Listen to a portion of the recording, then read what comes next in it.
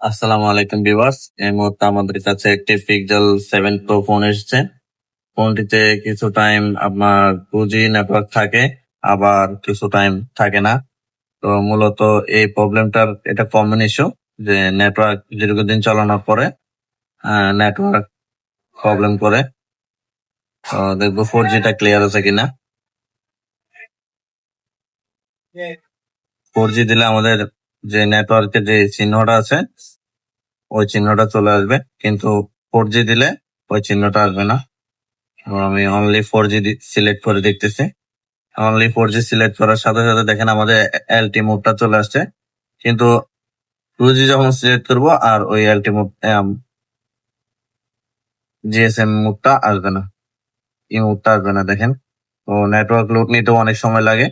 তো এই ফোনটা আমরা ফিক্স করব, ফিক্স করে আপনাদের মাঝে দেখাবো। চলুন ভিডিওর সাথে থাকুন।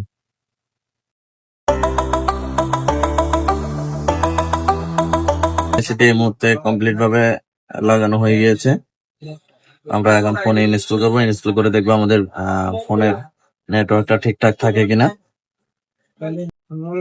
তো ফোনটি কমপ্লিট ভাবে ফিটিং হয়ে গেছে।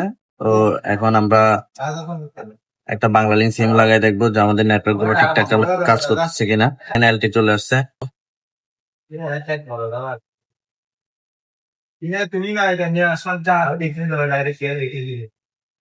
দেখেন এই চিহ্ন চলে আসছে, অল ঢুকে কিনা দেখবো। মেয়াদ শেষ, অনুগ্রহ করে রিচার্জ করুন।